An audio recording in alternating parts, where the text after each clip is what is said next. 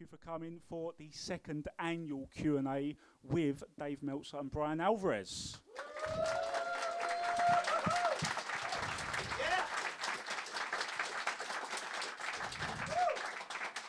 In the year since you came over here last for the last All In, a lot has happened in wrestling. So much has happened, so many big memorable events, and so much online bickering. So many arguments, oh my God. But if you guys were to each sum up the last year since you were last here in a sentence, could you give that a go for me? One sentence? In a sentence, because your reputation precedes you. Very, very different is all I will say. It's funny because I'll say one thing really quick. So every year, I got to say one thing about a year. So every year in January on Observer Live, we do this prediction show. And the idea is, what do you think is going to happen next year? And don't say something like, there will be a WrestleMania, because obviously there's going to be a WrestleMania if something crazy happens. But, something where you're going to try and win this prediction contest. What do you think will happen? It could be Sami Zayn wins the world title or whatever. Every year we have like 70 people calling in, and nobody ever gets anything.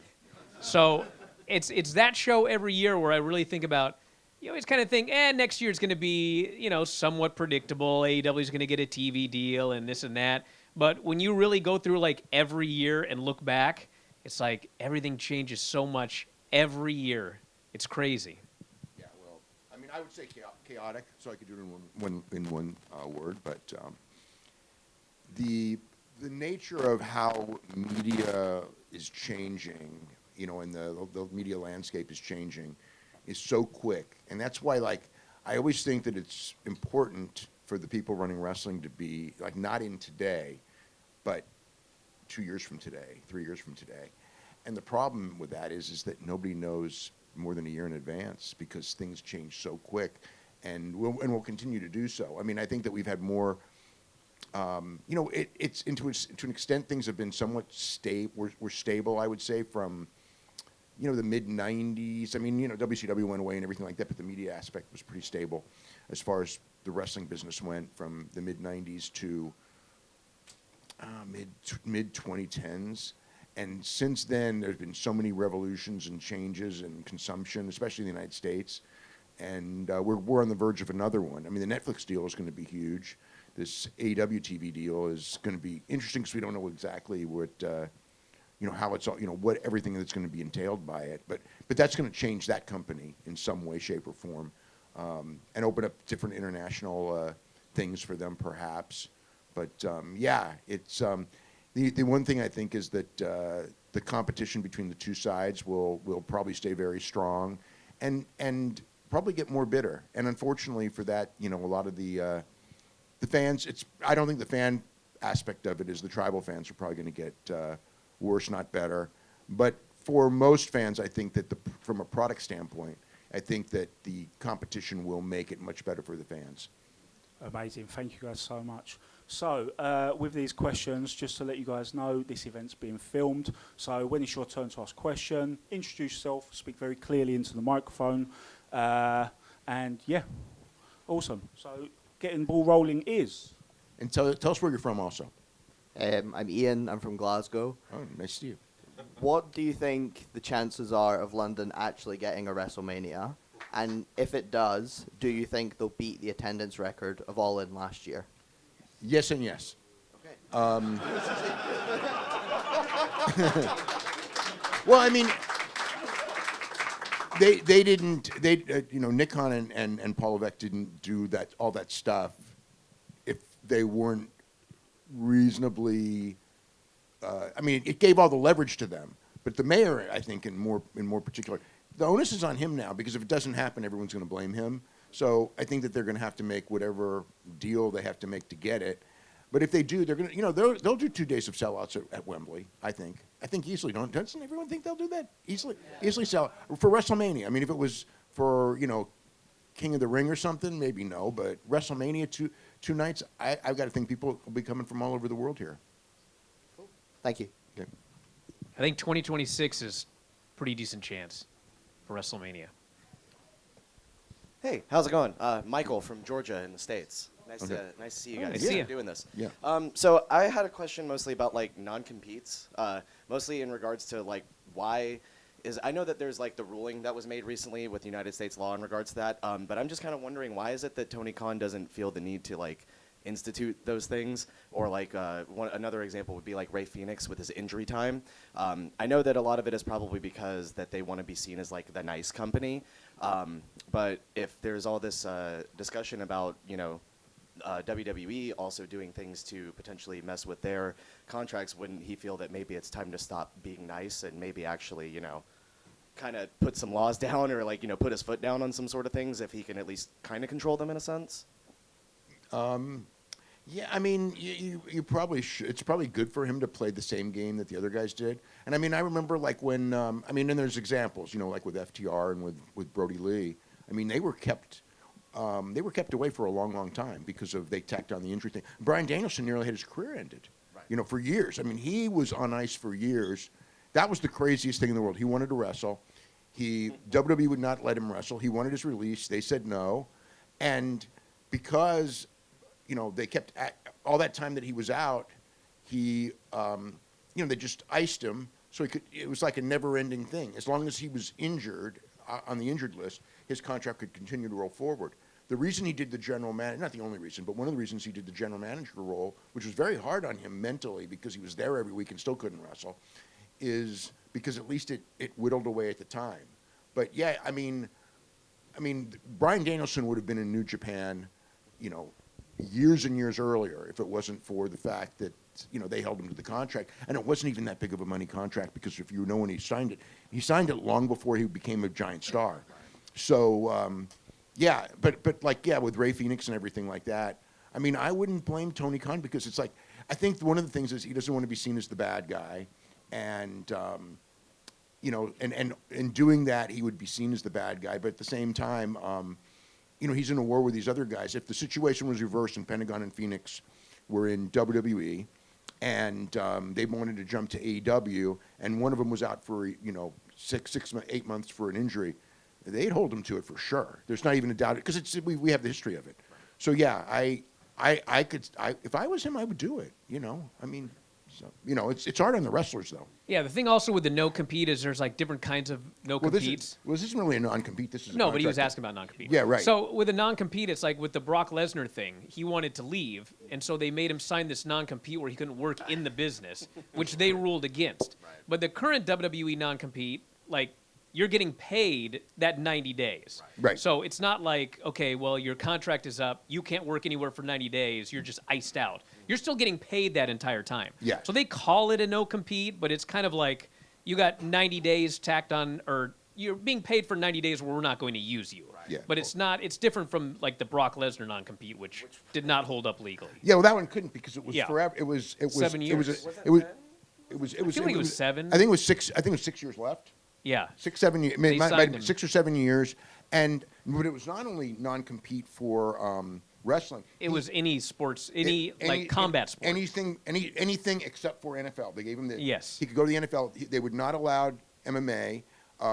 They would not. There were actually the wording of it was such that he actually couldn't even do a movie part where it involved wrestling. That's how tight it was. And he signed it thinking that I just want to get out of here, and not thinking about he was never going to wrestle again in his mind, which is funny because I just remember when I talked to him, and I don't know if it was for MMA or something else, and we discussed that thing, and he's like, I'm never going to go back to wrestling. I'm never going back to wrestling. And I was just thinking in my head, like, everyone does. You can make too much money doing this, not realizing he'd make the money that he'd make for the limited dates. But it was just one of those things where, every time always heals those wounds. But yeah. I mean, the Lesnar thing couldn't have held up, especially because the thing where they had the big fight over it, the court case, was about going to Japan. It wasn't like even in the United States. It's like you're trying to say that he can't even go to Japan and wrestle. How is that competition for you? When what? Because you were in 2 shows a year in Japan.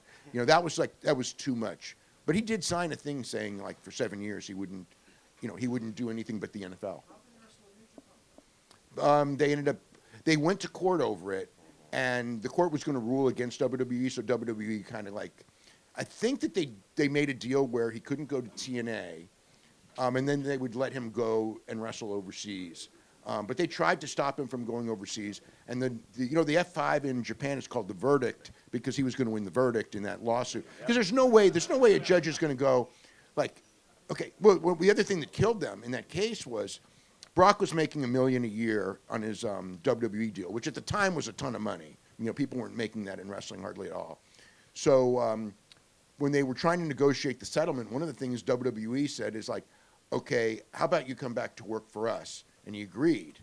And then he just goes like, so they wanted him to come back, and he said, okay, for $1 million a year, for the old contract. They said, well, you're not worth it anymore, because you left us and you hurt your market value, so we have to negotiate a new contract. And when that happened before, the judge is like, wait a minute, you don't want him to wrestle anywhere, and you're not going to honor the contract that you made. So WWE is losing that for sure, and they understood it. So as long as they got the concession, he couldn't work for TNA. They let him go free basically at that point. Thanks, guys. Appreciate it. Hello, thank you for coming. I'm Adam from a place called Molesey in Surrey, just outside London. We seem to be at the start of a sort of bloodline civil war, whatever you want to call it, Roman's team against Solos. What do you think it's building towards? Is it going to be War Games? Is it going to be something WrestleMania? Or something else? Both. I'm sure. It's got to be War Games. I'm sure that they'll have a big War Games match, and whatever they're going to do, they'll. I had always thought it was going to be Roman and Solo at WrestleMania, but now I think it's probably going to be Roman and Jacob.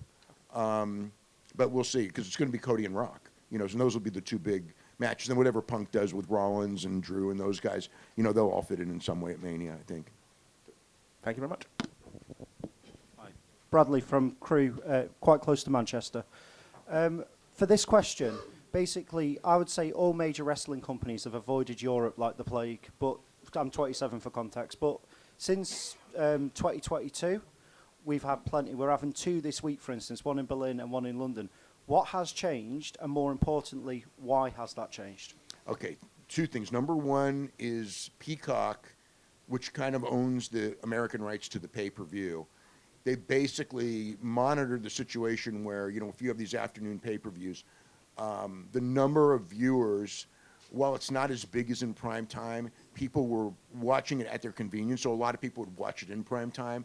And they decided, instead of looking at the live viewership, they look at the 24-hour viewership, so they were okay with it. And number 2, when they come to these places, the local market has to pay, and European markets will pay more than American, because American markets, they get these shows all the time. For Europe, they don't. So they basically, they're following the UFC model, where if we're going to go to Berlin or we're going to go to wherever, Saudi Arabia, we want to be paid millions of dollars to come, like the Cardiff show. So that's kind of the deal. And plus, one of the benefits also is the European crowds are, not the U.S. crowds are pretty good, but the European crowds are better. They really make for the atmosphere of the show, and Well, you are. No, it's true. It's true, and the guys love it, and also, what happens at one show transfers to others. So, like, Randy Orton gets his song sung all the time, and it's because that the one show was at Lyon, France, right?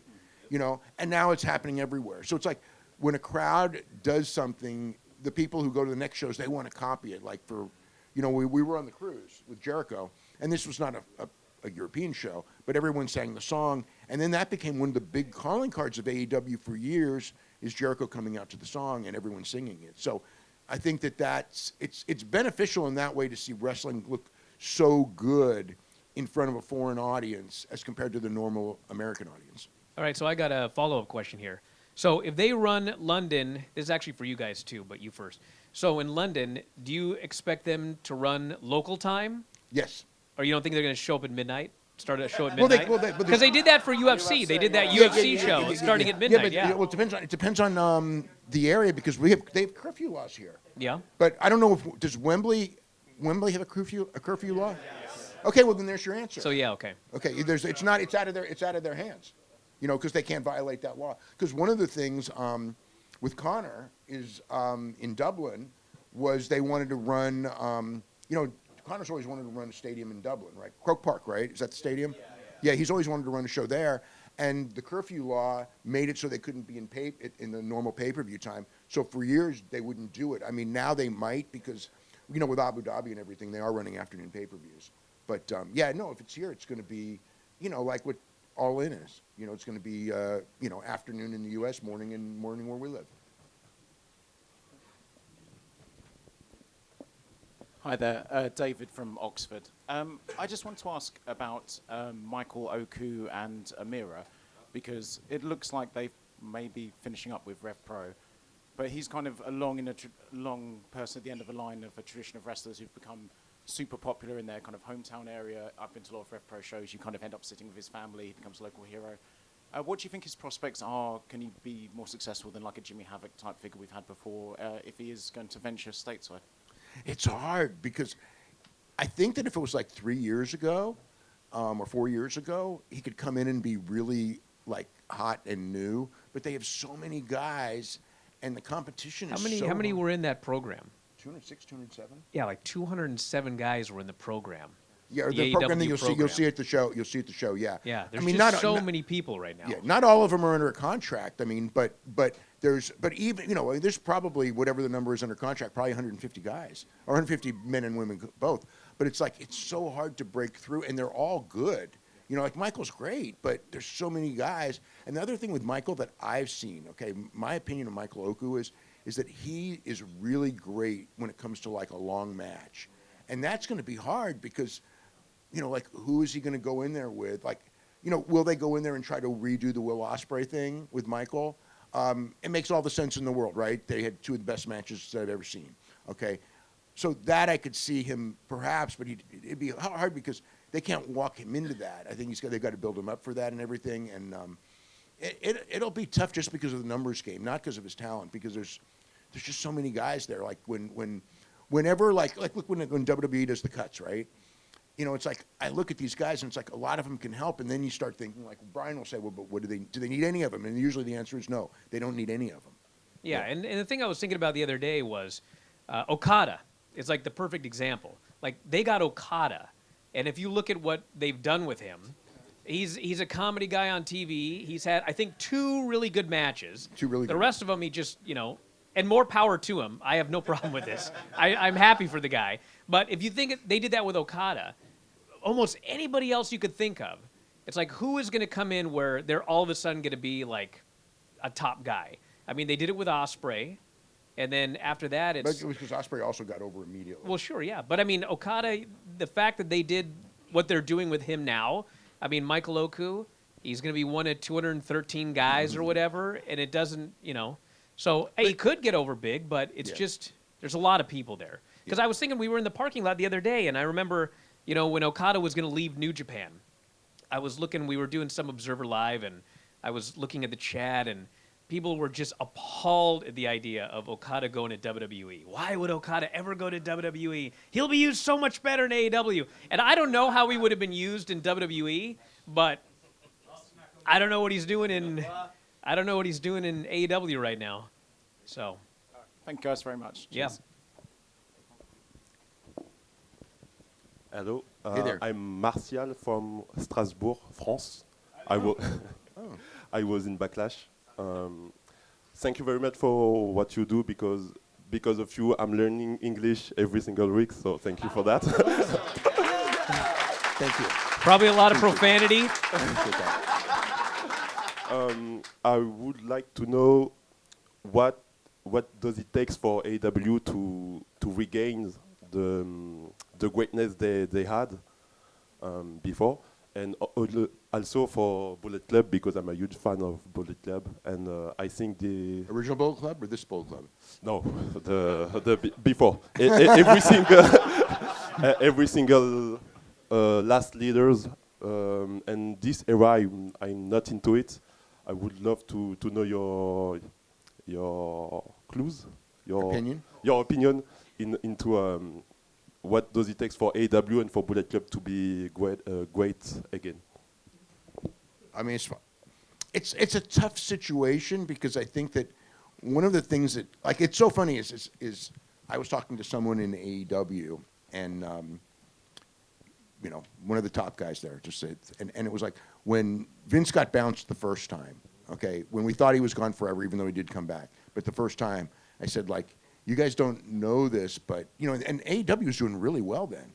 And it's like, this is the worst thing that could happen to you. And I think they were really thinking that, like, with Vince gone, like, it changes. I go, this is going to be the worst thing because WWE will get better. And WWE getting better really is hard on AEW in a lot of ways. Just because they have the bigger stars, name-wise, and they're the higher-profile company. And it's very hard for a number two. What I've learned in American wrestling is that if you're a number two company and you're in competition and they're pretty even with number one, the whole thing grows, okay? But when one takes over, the other one has a real hard time. We saw it with WCW. When WCW was competitive, but the minute WWE, WF then, surpassed WCW. Now, WCW did a lot of the damage itself, far more than AEW, but they went down. And AEW's done some damage too, but it's like, could they have better match than they've ever had before? Yes, if that's the thing. But now I think that one of the things is that the thing with AEW when they first came out is that they had matches on television that nobody else had ever seen that quality of matches on weekly television ever. And that was going to be a short-term thing because at some point when you see these incredible matches, like we originally had with like Kenny Omega and the Young Bucks and those guys, the first incarnation of AEW, all the guys that they had that were doing those kind of matches. After a while, they become normal matches. And so what happens is they don't move the people as much, even though they're great matches. And that was AEW's calling card. They were doing better wrestling. That was WCW's calling card when they first brought in Rey Mysterio and Sikosis and these guys, Benoit, right? Is that they were doing better matches than WWE.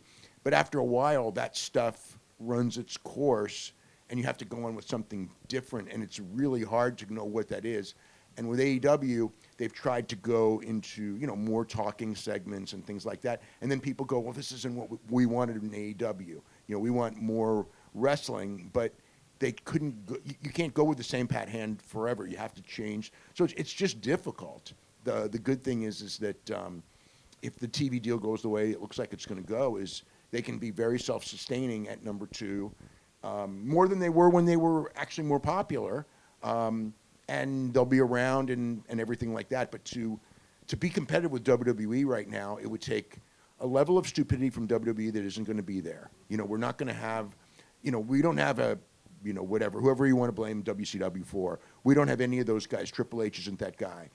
He's not going to, I know that he'll never do something really, really stupid and ruin the thing. He may not ever do anything that's like groundbreaking, whatever, even though he's got good advisors and everything. But he'll always run a well-booked show, and everything. Things will make sense. The talent, he's got a good eye for talent. Maybe not the eye that some people would find with someone, but he's got Paulie there, who's got incredible eye for talent. So they're going to be good no matter what, and it's going to be harder for AEW. But AEW can get better, but. Look, the one thing is that with AEW, I'll say this and then let Bryan talk about it.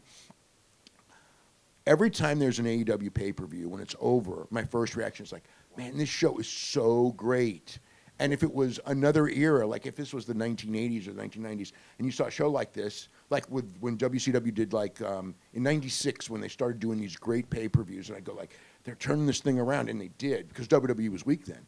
It's like I see these pay-per-views, like the one with the Sting retirement, Revolution. That pay-per-view was fantastic. But most of them are. But that one, when that was over, I go like, man, they really put on a show here. This is going to turn it around. And then, like, it didn't at all, And then I realized now when they could put on like the greatest show in the world today, and it's not going to turn around. They're going to have 50,000 people and everything. It's going to look good, which is a good thing. But I just think that they're the number two group. The people who only want to watch 4 hours of wrestling on TV a week, they're going to watch them. Most people want to follow one company because if each of these companies had 2 hours a week of television, only two, I think that AEW would be way, way, way bigger in that way. But people only have so much time unless it's like their life. So it's hard. Yeah, I think the match quality at the beginning was important, but also, to me, the thing with AEW in 2019 was that virtually everything was better. Like, the matches were better, The interviews were better because WWE was doing those really bad scripted promos, and AEW was not doing that. And the They had a better product than WWE. yeah, they had a much better product. I mean, Yeah. little things like if I watch Dynamite, like we would make fun of Excalibur for rattling off 50 matches in 7 seconds, but we had a whole card for the next week. And if you watch Raw, they list 5 matches, and you would see none of them the following week. So like everything about AEW was better. And so I think that a lot of disgruntled WWE fans went to watch AEW. And then once Vince left and things started getting better, at the same time, AEW was starting to, decline to a degree. A lot of people they went back to watching WWE. And I think the thing with the two companies is like AEW, I think one of the big things is Ring of Honor. Because I think that Tony is generally a good booker, but like he's got so much stuff that he's not as good a booker right now. And that's the true. thing you mentioned about the pay-per-views is the Dynamite this Wednesday, it's got like 2,000 tickets sold coming off Wembley, okay? Yeah. This is their WrestleMania. And Wednesday is like their Raw after WrestleMania. But they don't this have is the that Dynamite but, after WrestleMania. But they don't have that tradition at all. I know, but the point is they got 2,000 people going to this show. And I think part of that is, and we've seen this a lot, is the pay-per-view will end, and you watch Dynamite, and what's the follow-up to the pay-per-view? I mean, we had Samoa Joe lost the title, and I don't think he's ever done a promo about losing the title. And they had the Blood and Guts. The Young Bucks vanished for weeks afterwards. Right, There was no follow-up to Blood and Guts. Yeah. I mean, there's a lot of that where, okay, this didn't happen in 2019. In 2019, if you had a major show with a major angle, a title change, whatever, there'd be a big follow-up on the next show. Then they tell you everything that was coming up on the next Dynamite. And so when you ask, like, what can they do to get back to where they were, I don't think they're ever going to get back to being on par with WWE, where it's like this neck and neck, and 18 to 34 and 18 to 49 are close. But like they can be a very successful and popular number 2, and they can be a better number 2 than they are right now. We can always be better. By concentrating on, okay, what was a success back then? What were we doing different back then that we can still do now that we stopped doing? Okay, but the thing is the answer to that one is the thing they get criticized for the most. Because what I remember when AEW was its most popular is Wednesday morning I would wake up and I would go, this match is going to be, they'd announce 3 or 4 matches, but it really only, usually like 2 matches on every show. You're just going like, these matches are going to be fantastic. And they still do that to a degree, but it's like you don't have the same feeling because you've already seen that thing. The other thing that I think really hurt also, I think, it's funny because the thing that got them the closest to WWE, and even like, I'll tell you what, like it's so unbelievable today sitting back, that time when WWE moved SmackDown for the extra half hour and trying to bully AEW, and AEW beat them head-to-head in 18 to 49s. And, they never did it again. But that was a real embarrassment for WWE because they picked a fight and lost. But they could, if they did that now, they would triple them, I mean, because it's that change. But a lot of it was Punk Danielson and Adam Cole all came at the same time. And then the Punk situation was what it was. I think it was a bad situation for sure, really bad, but they made it worse by not basically, like, I do think the one thing with Vince, if Vince was in that situation, he would get everyone in the room and just go, this stops right now, instead of, like, don't do this again, nobody can talk about it ever again, and then Punk starts going off on Adam Page. I don't even think he said don't do this again. He didn't say anything to anybody. Well, he said don't talk about it, which made it really Yeah. weird. But he never. What happened is that everybody got damaged. Punk got damaged. The Young Bucks, Kenny, they all got damaged because you had a split fan base, and it kind of forced the turn of the Young Bucks. And there's nothing wrong with the turn, but I think it's kind of muffled a lot of things. Like they never really got their respect back from that. And I think that whole situation was very unfortunate. The whole situation for that whole year was bad, but I think that the way when it blew up, the handling of it, I think was a real negative. And also, going on this with Tony, is like that emboldened the critics of Tony. And it became like, I mean, I just remember reading like a mainstream sports thing. It wasn't even a wrestling thing. And they were making fun of like some sports owner that like was really stupid and spent money, blah, blah, blah. And he's like a Tony Khan. And it's just like, Dude, Tony Khan, I know Tony Khan very well. And Tony Khan, I know his big picture view. And look, when this deal signed, he may be a really, like, the second most profitable wrestling company of all time, possibly. We'll know, we're going to know any day now, or week now, or whatever. But they could be the second, like Max said the other day, they could be the second most profitable wrestling company of all time with this new TV deal. He was not some guy who just spends money, you know, like, oh, look at this, he's spending $10 million on Mercedes Moné, these, you know, made-up numbers that aren't even true. But the thing is like, this thing could be a profitable company, and there's a good chance it is going to be. But the reputation that he has gotten from, and again, if it was only like the super hardcore wrestling fans, they don't mean enough, but this is transferred into every part of the wrestling fandom, that he's the incompetent one. And I think that that's hurt the company. And it's, you know, like, he's not, you know, there's plenty of things you can criticize him for that are very valid, but a lot of the big picture criticism has been, I don't want to say unfair, but it's hurt. And and a lot of it's born on jealousy and people who predicted something that ended up being dead wrong, and, you know, now have to make it harder and harder and say, we were really right, we were really right.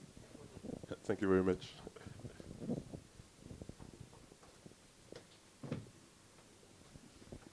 Thank you. Marcus from Austria. Like my predecessor here, I learned English through wrestling. For me, it was sitting in front of Sky, in front of the scrambled picture, and listening to wrestling. But that's okay. I learned how to have my vocabulary watching Gordon Soley as a 10-year-old, so, you know, or a 12-year-old.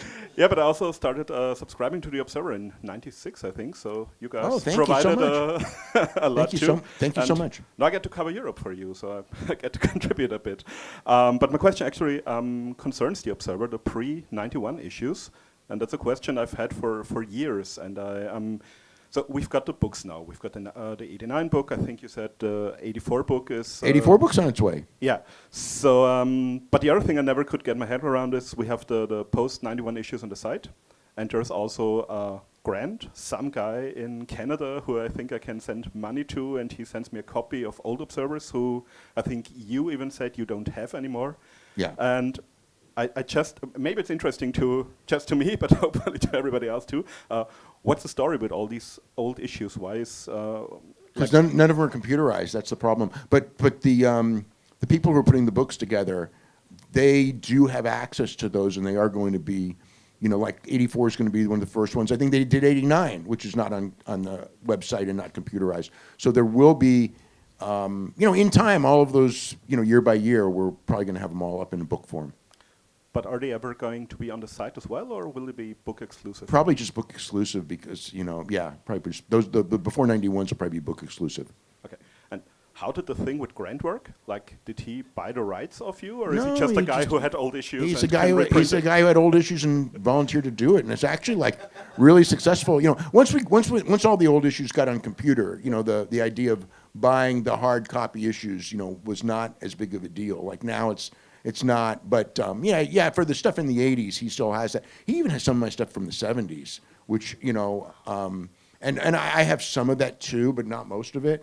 I would actually love to have the stuff from the 70s, but you know, I'm 12 years old writing, so but when I read back, it's not as bad as I thought it would be, you know. So. Well, we'd love to have them too, so maybe put out a 70s book at some point. Yeah, that would be. I mean, like there's only a couple of years there because like the late 70s I didn't do anything, but from, you know, 73, 74, 75, you know, I've got a bunch of stuff that's 70, like 74, 75. I think there'd be some really good stuff.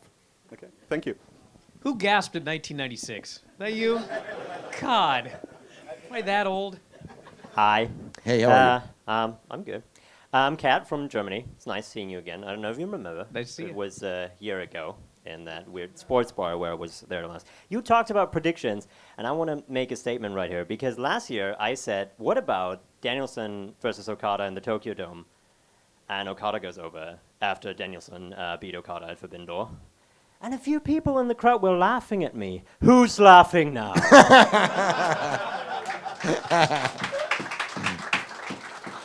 So, my question actually is about New Japan. With New Japan having some issues with new blood, essentially, because the guys they do have aren't that big of stars that I thought they would be. When I saw Shota Umino come up, I was like, oh, that guy's going to be big, and he's not just not there. He's not there yet, yeah. Yoritsuji but is good. But Shota Umino, it's weird because like he had the match with Will Ospreay. Match was incredible. But I know what you mean. You know, it's like he feels like he's 2 years away. Yoritsuji's got really great charisma. They need to go with Yoritsuji. And look, they got him into the finals this year. Probably. Yeah, I think they're going to go with Yoritsuji for a while. But the thing I was thinking about was with all the people who carried the company for so many years now bowing out, Tanahashi his knees are gone. Yeah. Naito is hurt and everything. But seeing the performance of Takeshita in the G1, would you say that maybe it would be a good move for AEW to be like, okay, you know, Tanahashi, go take Takeshita, have him do something with him, because he is great. He is younger than most Japanese guys, and he could be a huge star there, I think. I mean, in a perfect world, yeah. You know, I think him going, you know, like it's funny. I think if he went to, in a perfect world, if he went to New Japan and became their star, IWGP champion and everything like that, and he should be, he's fantastic. And then he came into AEW for 3 pay-per-views a year, he would be so much of a bigger star in AEW than staying in AEW. You know, even if they keep the Don Callis thing going, but make him special. Because the one thing with AEW and its relationships with as a company is that one of the keys is well, I think it's one of the reasons Forbidden Door didn't do as well this year as in the past, was because Okada and Will Ospreay, to me, were like 2 of the big stars that you'd get from Forbidden Door. Well, now they're on every show. And so who you're bringing in? Naito. You know, Naito's a star and all, but everyone knows Naito's past his prime. So Takeshita could be this thing of like, hey, we're bringing in Takeshita, you know, like, and that would be the new Okada. You know what I mean? We get him 3 times a year. We know he's a superstar. We know he's been this and that. He's having these great matches. So, yeah, I mean, I don't think... Actually, a good example right now is Ishii, because he's here all summer, and now that he's here all summer, he's on every show with his hands in his pockets. Yeah. He's Big Tom, and Yeah, he'll have a match every now and then, and people will cheer, but he doesn't feel special now Yeah. like he was before he was on the show every single Yeah, week. yeah. Ishii yesterday at Rev Pro felt 1,000 times more special. Yeah, than yesterday Ishii at the on show, AEW he was like a huge star. Well, he is a huge star. Well, yeah, you're right, because when someone's on TV every single week, you know, there's a real...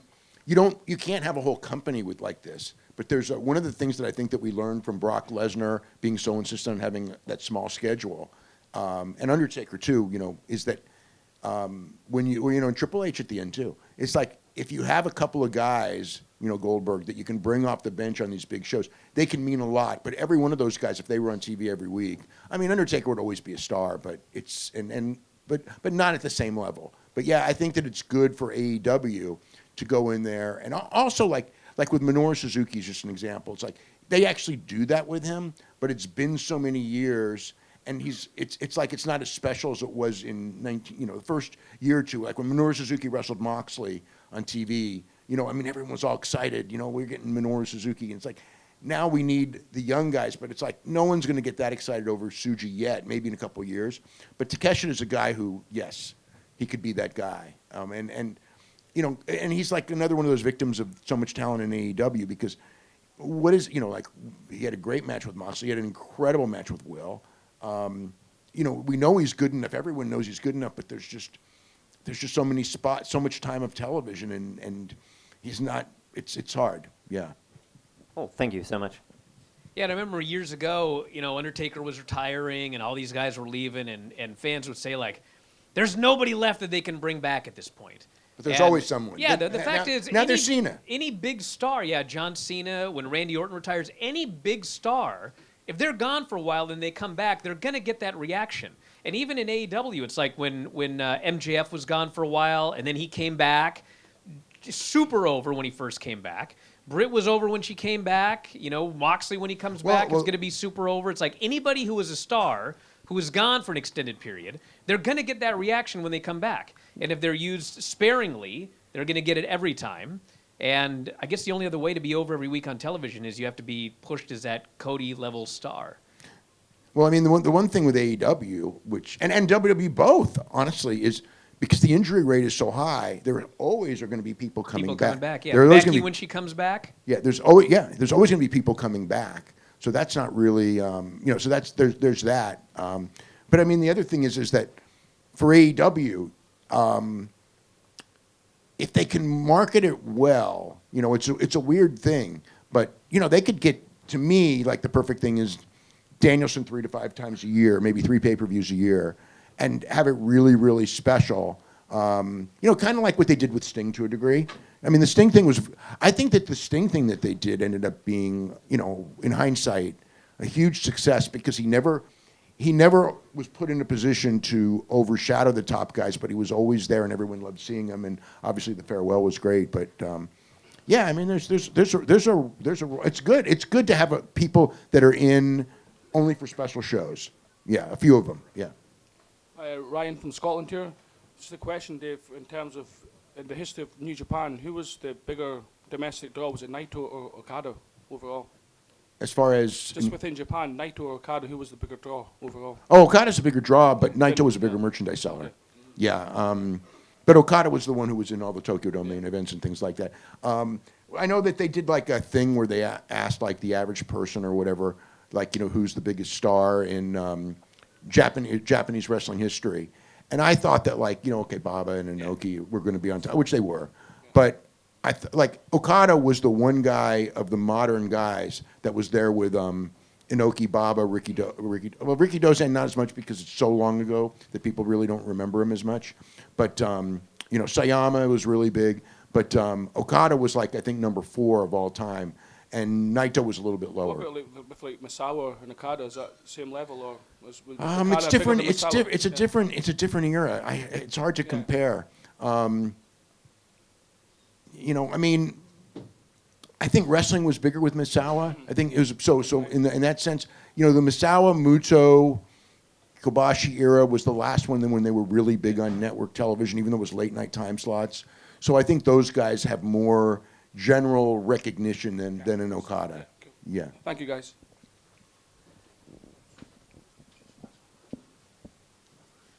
Hey, I'm Joe from London. Thank you guys for coming again. Bit of a random question, but in your many years of working together, what do you think has been the biggest disagreement you've had about pro wrestling? We don't really disagree on that much. I got to think about this. I mean, we have small disagreements, but not big picture. I don't think so. Yeah.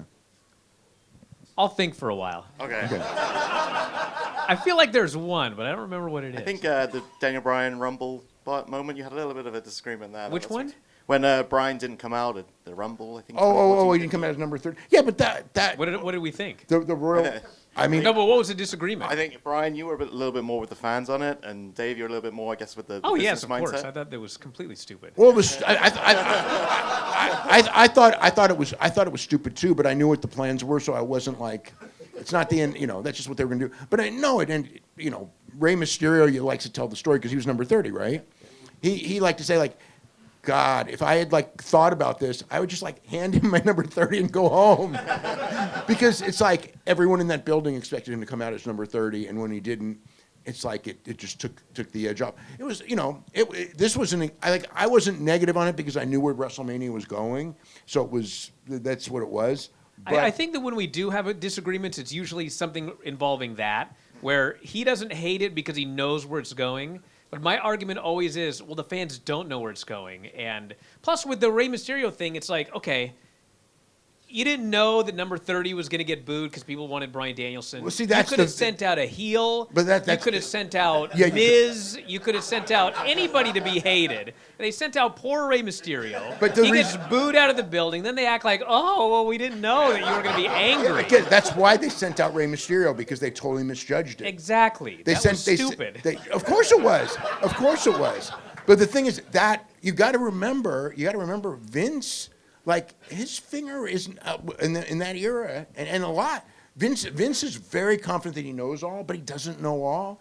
No. And his finger was off the pulse a lot, especially when it came to like a guy that he didn't like. The fans created Bryan Danielson, And Vince's eyes is like 5'8", 195 pounds. He doesn't look like a movie star. Oh, some of these fans like him, but what do they know? You know, I mean, and it's like he wrestles well, so what? And it's like that was the thing. Like look when Bryan Danielson in that year, when his real hot year, when like the Giants win the World Series, and he's like their favorite player, and they bring him to the parade and everything. WWE didn't even cover it, and my thought is like if it was Undertaker, if it was Paul Levesque, it'd be everywhere. But with Vince, it's like, he's not really a top guy. He's like the B+ thing was done to get heat from fans.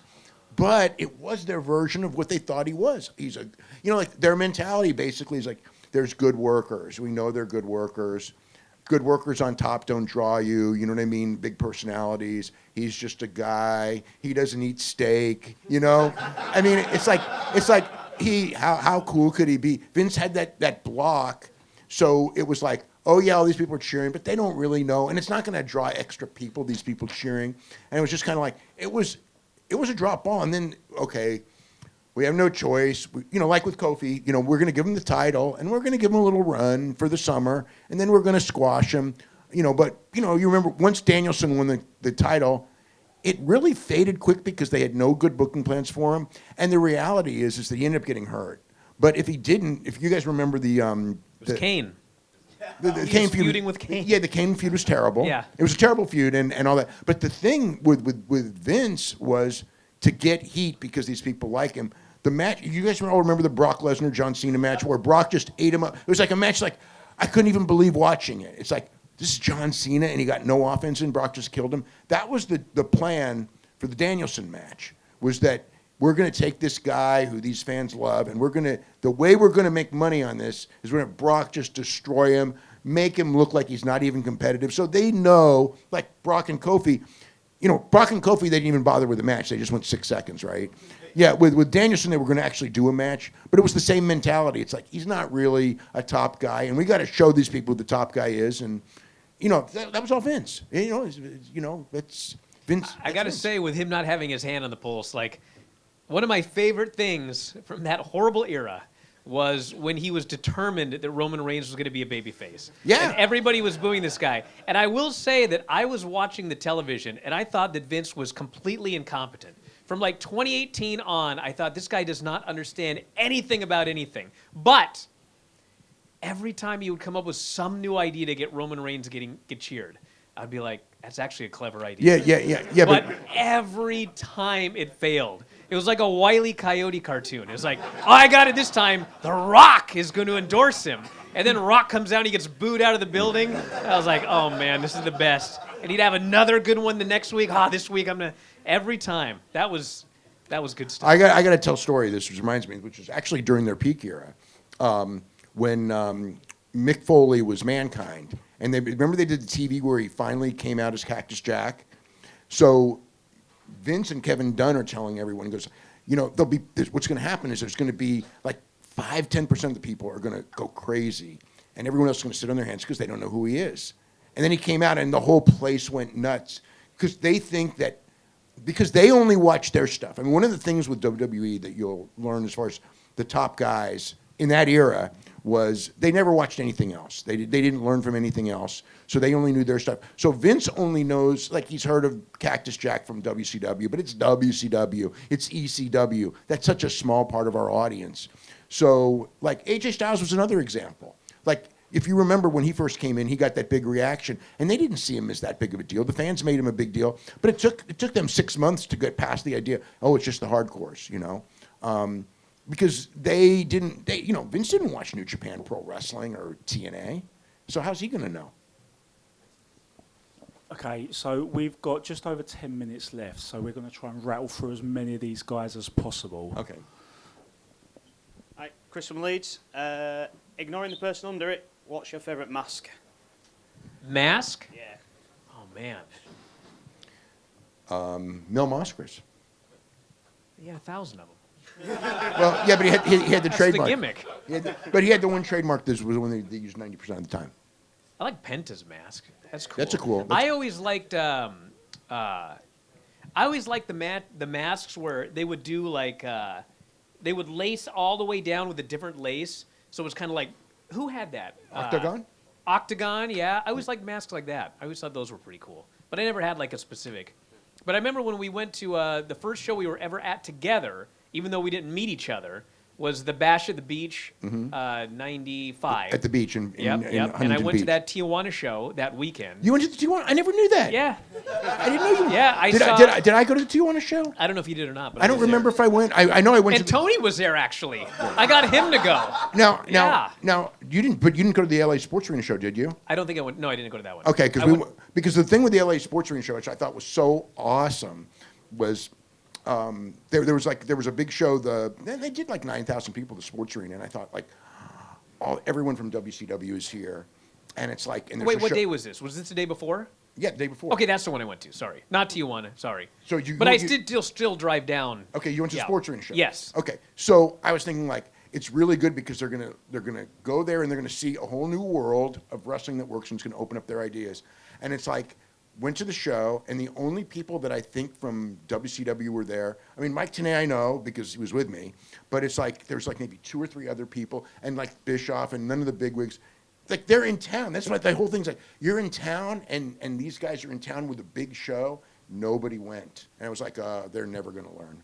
You know? Well, anyway, I went to that show, and they had all these people out front selling all of these masks, and they were like really nice leather, you know. Well, it's my office. Yeah, it basically was. Yeah. So I bought this mask, but I didn't know anything about lucha. I knew nothing about lucha in 1995. So I bought this mask and blah, blah, blah. And then like years later, I'm going through my stuff and I pulled out this Atlantis. It was an Atlantis mask that I had bought. At the time, I just thought it was some random lucha mask, but it was a really nice white leather. It had the blue. It was a sweet mask. Yeah. I had no idea who it was when I bought it. I would say I also like La Parka, the original La Parka. Yeah? That was one of my favorites because like for Halloween and stuff, like I used to wear that one. Yeah. I did with my kids. That's just like 5-6 years ago, too. Thank you. Hi, Lewis from Walton-on-Thames, just down the river. I love this river. 2 quick questions. One, I think when most of us expected AEW to come over, we expected them to do a stadium show at Craven Cottage, given it's Fulham's home. Do you know any intelligence? Has Tony given that real consideration? And number 2, I was at a Q&A and I asked Jim Ross who he thought the biggest star or the biggest missed star was, the one who couldn't miss and they did miss with. He said it was Sid. He said Sid had all the fundamentals to be a star. Sid, like when you looked at him and everything, like as if you're a wrestling pro and you look at him, and the crowd always reacted big to him, but Sid got all kinds of pushes and it never took. So it was kind of like it's one of those things where it's the anti-Bryan Danielson. It's like you look at this guy and go, this guy's $1 million. And I mean, I remember wrestlers would tell me, Sid Vicious, he's $1 million. But he got chance after chance. It's not like he never was Hulk Hogan. He never was, Steve Austin. I mean, it's not like every promoter tried with him. So I would disagree big on Sid Vicious. But I mean, the one that did miss that you thought should Actually, have been a I star? will say this because I foolishly went back and watched all of the Monday Night Wars again. And the one thing, like from 95 on, that I just kept thinking was, my God, Lex Luger. It was like every time, like the fans loved this guy and they would go crazy for this guy. And then like he'd win the title all of a sudden and the place would go nuts and they'd take it right away from him. Yeah, but he didn't. And it was like over and over again. I felt like he never actually got a chance. Like he would get pushed, like he was always a main eventer. He got more chances than anyone. Maybe earlier, but like from 95 on, that guy was so over, and they would just take it away from him every time, and he would just be right back. Like he's main event guy or whatever. He was never Sting. Like the thing when they started, Sting was never Sting for most. Yeah, but I mean, second half. I mean, when they started, on. look, Lex Luger was the guy they were going to build the whole. Once Magnum went down, Lex Luger was the guy they were going to build the whole company around. And he got to this level, and then Sting got to this level, and that's what it was. And plus, they turned him 500 times, so people didn't really trust that he wouldn't turn again. So, but as far as like a guy who they missed the ball on, that's pretty tough. Because I mean, like the guys that I would say would be the ones that got over in spite of. It's like a Danielson. So it almost would feel like. That's almost my answer is Danielson and WWF in the sense that, like they gave him the push, but they wouldn't go all the way with him. I mean, I don't know if there's anyone else that really got over to that Well, degree. I think part of the problem also is John Cena almost got fired very early on, and then he went on to become John Cena. Yeah. But if he had been fired, we would never know. It'd be like Alex Riley, whoever. I mean, there's so many guys that no one saw anything in, or whatever happened, they get fired. Even Dwayne. Yeah, there's tons of guys. Even Dwayne, it's impossible to say the answer because we don't know because nothing happened. Yeah. It could have been. I don't know any of those guys. I mean, I'll give you an example. It's like when I saw in developmental Rico Constantino, right?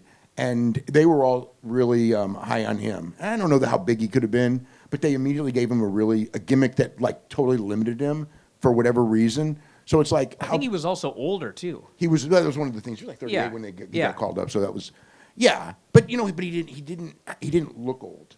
Yeah.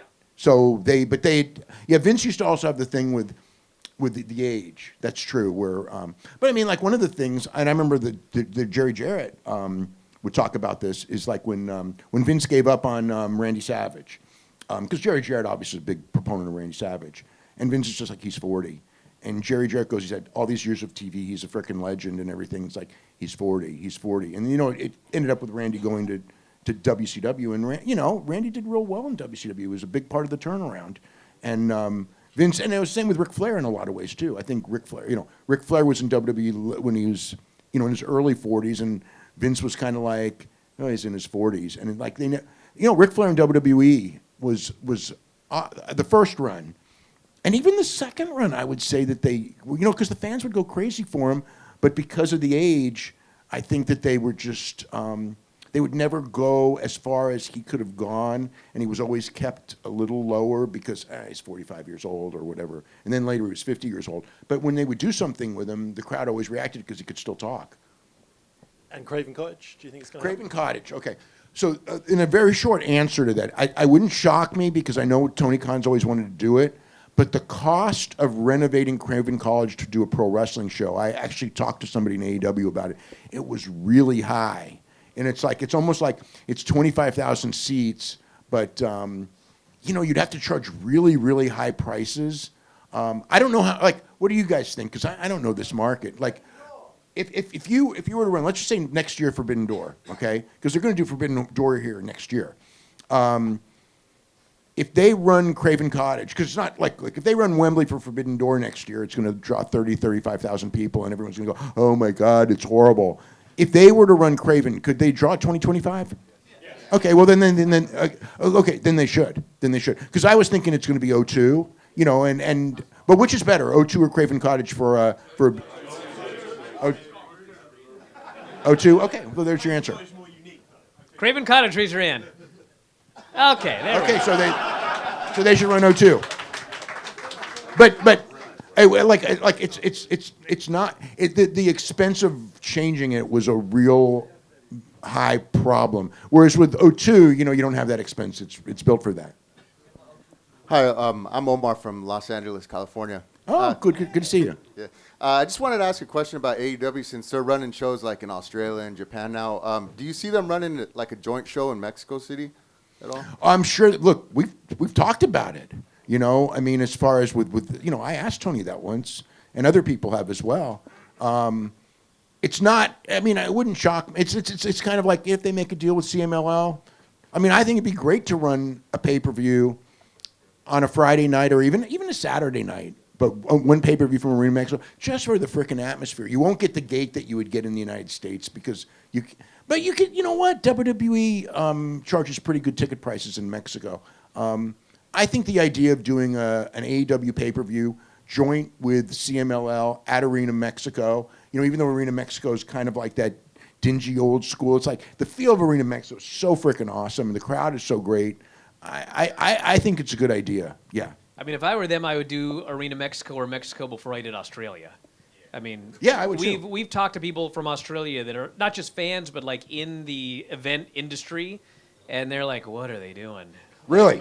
Oh yeah. Yeah, I mean, I've talked to some fans, and it's stadiums just seem so ambitious. Yeah. Yeah. It's mostly just the amount of people in Australia that actually know about AEW if you look at like how many people get access to the television, Yeah, the TV percentage numbers of aren't people big. that get, Yeah. it's just like a stadium is just madness to try to run in Australia right now. Well, thank you. Yeah, thank you. Okay, with apologies, we've got time for one more question. So, no pressure. My name's Elliot. I'm from up north in God's own country of East Yorkshire. And Brian, I need to say first, as excited as I am to meet you, I think my wife Jess is more excited, which is why we're at the front row. And she's threatened to leave me on this boat. Nice to meet you. And she's threatened to leave me on this boat on my own.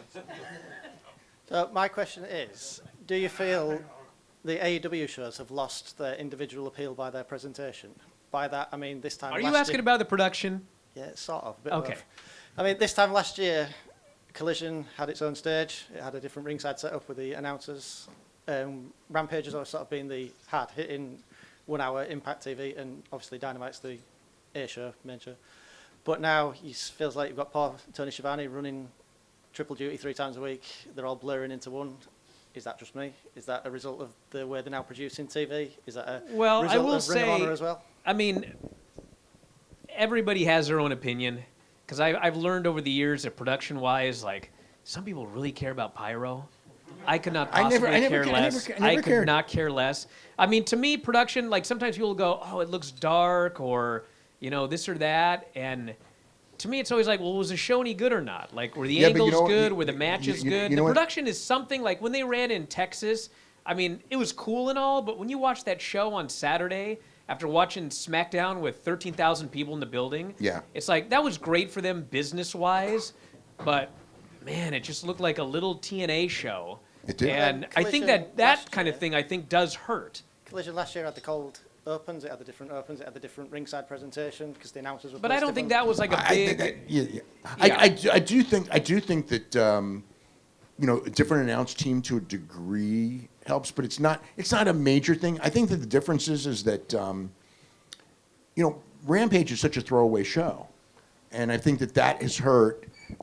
And with Collision, because it's a B show and there's so much wrestling on TV, people have it, and also Saturday night. You got to remember, Collision's on Saturday night, and there's always big sports events. It's always going to have big competition, whether it's, you know, UFC almost every week, but basketball, you know, college football, whatever. You need to really be something bigger. You're going to get lost on a Saturday night, and it's just a normal show.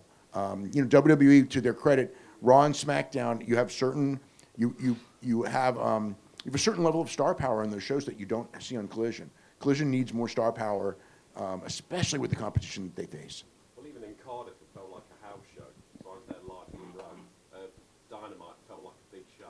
Collision was fun, but it was like a house show / Rampage. Yeah. Yeah. And Big Bill.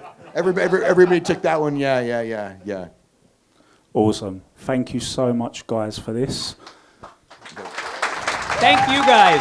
Thank you so much. Thank you guys for the good questions.